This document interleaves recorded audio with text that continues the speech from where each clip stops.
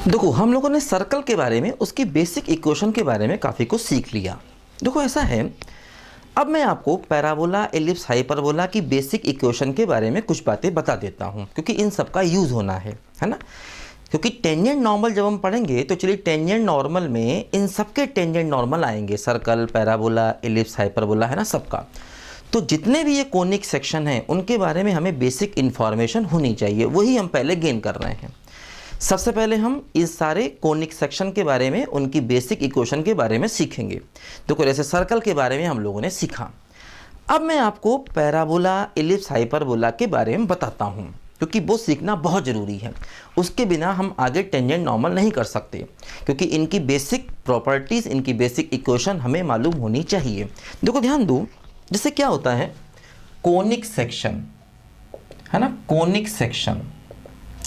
देखो क्या होता है, स्टार्टिंग में जैसे कोन के अलग अलग सेक्शन लिए गए तो उससे जो डायग्राम मिले उनको कोनिक सेक्शन कहा गया। देखो जैसे मैं आपको एग्जांपल के थ्रू ये बात समझाता हूँ, क्या होता है देखो ध्यान दो।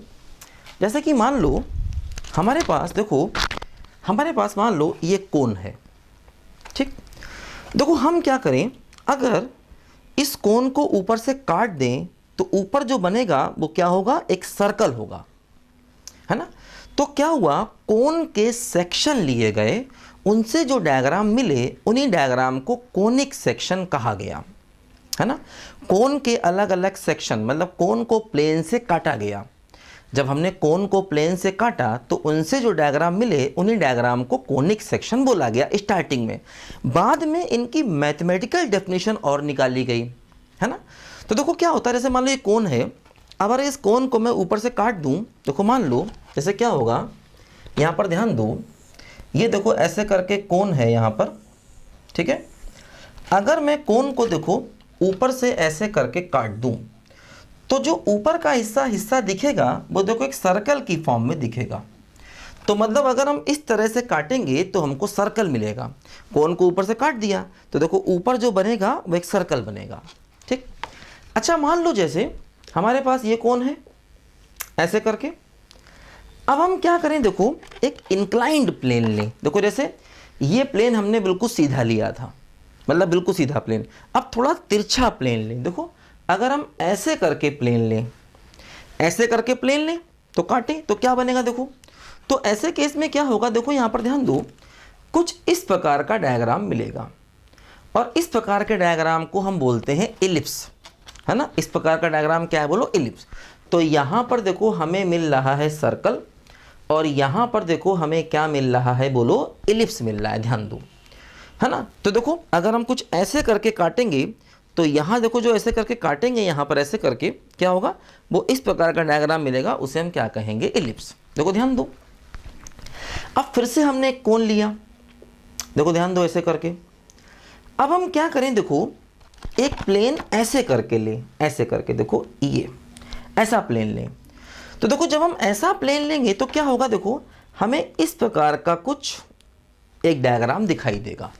मतलब अगर हम प्लेन ऐसा लेंगे देखो तो क्या होगा, ये ऐसे करके एक डायग्राम मिलेगा। मान लो ऐसे प्लेन से आप काट दो तो अगर हम ऐसे प्लेन, देखो ध्यान देखो ये जो कोन है ये हॉलो कोन है, हॉलो, खोखला, अंदर से हॉलो है ये, इसके अंदर मटेरियल नहीं है, हॉलो कोन है ना। तभी सर्कल मिलेगा, है ना, या तभी इलिप्स मिलेगा, ठीक है। या देखो जैसे यहाँ पर मैंने काटा तो बाउंड्री कुछ ऐसी मिलेगी, इसको क्या बोलते हैं, पैराबोला।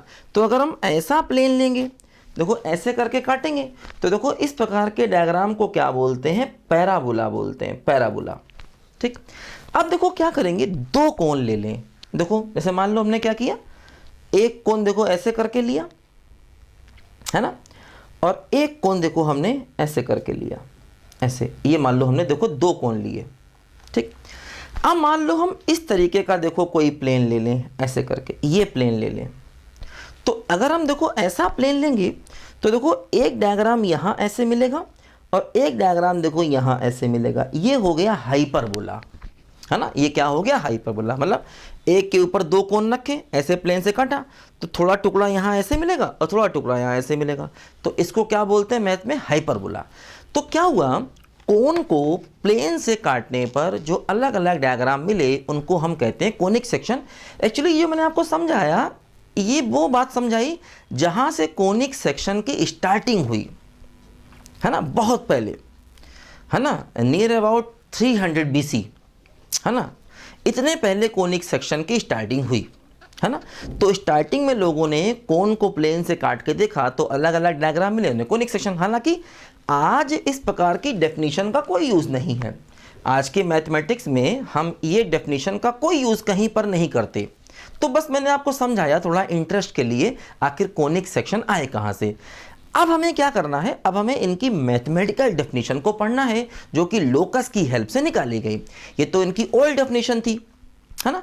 अब हमें पढ़ना है इनकी मैथमेटिकल डेफिनेशन को जो कि लोकस की हेल्प से निकाली गई है ना। तो देखते हैं इनकी मैथमेटिकल डेफिनेशन क्या है और वही डेफिनेशन हमारे आगे हमेशा काम आएंगी, है ना। ये डेफिनेशन हमारे बिल्कुल कहीं से भी काम नहीं आएंगी, हमारे काम आएंगी मैथमेटिकल डेफिनेशन जो अभी हमको पढ़नी है। देखो ध्यान दो क्या हो रहा है यहाँ पर। देखो अब हम लोग पढ़ते हैं इनकी मैथमेटिकल डेफिनेशन। देखो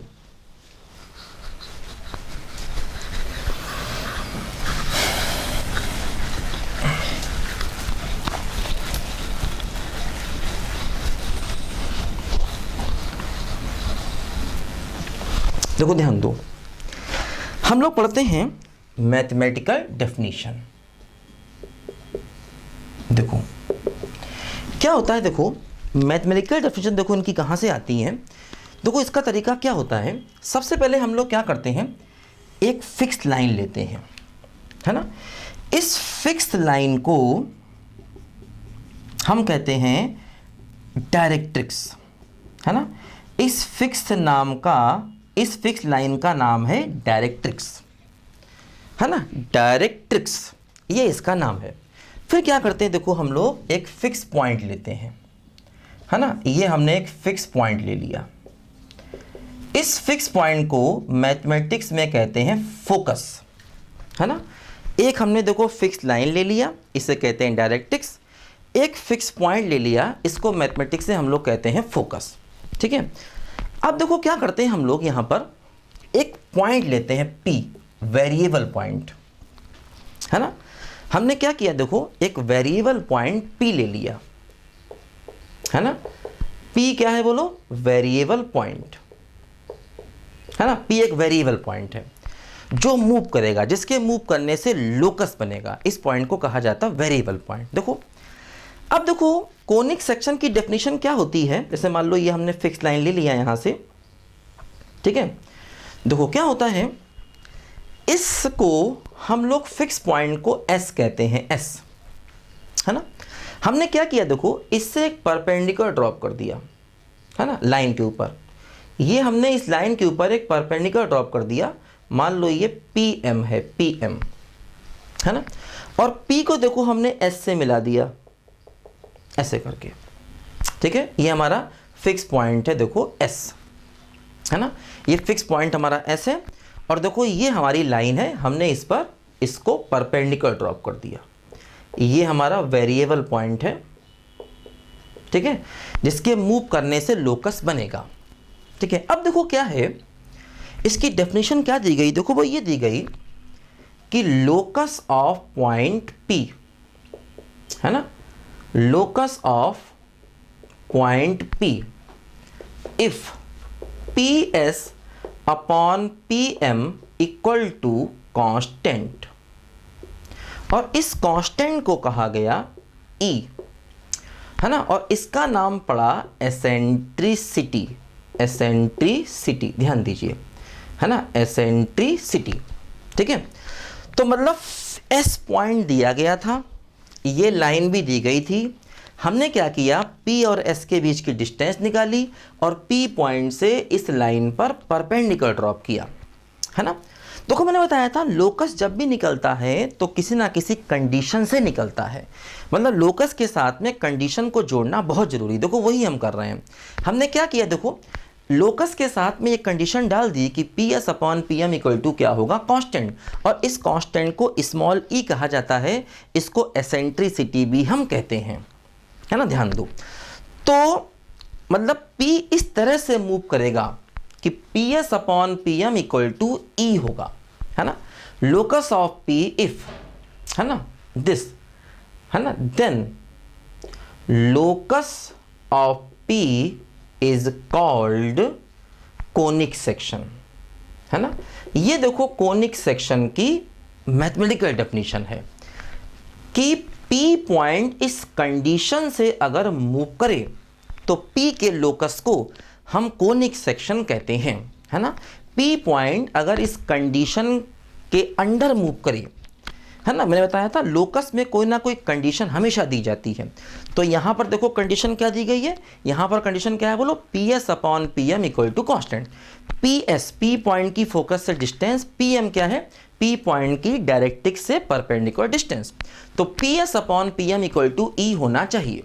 तो अगर PS upon PM equal to E हुआ तो फिर हम P के लोकस को कहेंगे कोनिक सेक्शन। अब देखो ध्यान दो, जैसे अगर मान लो E बराबर 1 है, अगर E को 1 कर दें देन क्या होगा, locus of P is called parabola.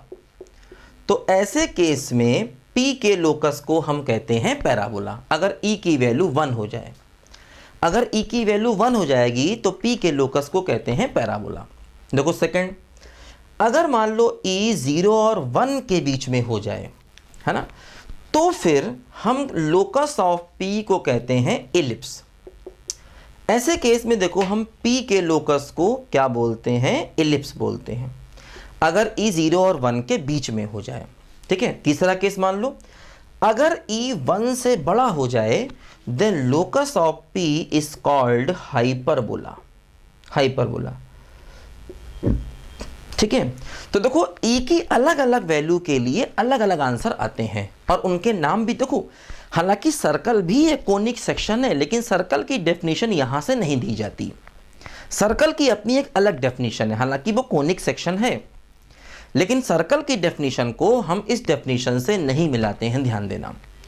क्योंकि एक्चुअली सर्कल में E को 0 होना चाहिए और E प्रैक्टिकली 0 पॉसिबल नहीं होता, है ना। इसलिए क्या होता है, हम सर्कल की डेफिनेशन को यहाँ से नहीं जोड़ते हैं। सर्कल की एक अपनी अलग डेफिनेशन है, बाकी पैराबोला, इलिप्स, हाइपरबोला की डेफिनेशन यहाँ से दी जाती है, इनको ध्यान रखना है। खास तौर पे E की, देखो पैराबोला में E की वैल्यू फिक्स है, इलिप्स में E 0 1 के बीच में है, क्या होगा नहीं पता, क्योंकि 0 1 के बीच में बहुत कुछ हो सकता है। इसी प्रकार हाइपरबोला में E 1 से बड़ा होगा, क्या होगा नहीं पता, है ना। तो अगर E 1 है then locus of P is called parabola. If E between 0 and 1 then locus of P is called ellipse. If E greater than 1 then locus of P is called hyperbola. ध्यान दो, ठीक है। तो यहां पर देखो ध्यान दो कि, है ना, कोनिक सेक्शन की ये डेफिनेशन हमको दिमाग में रहनी चाहिए। देखो अब इसी डेफिनेशन से हम हर एक कोनिक सेक्शन को डिफाइन करेंगे। ठीक है, देखो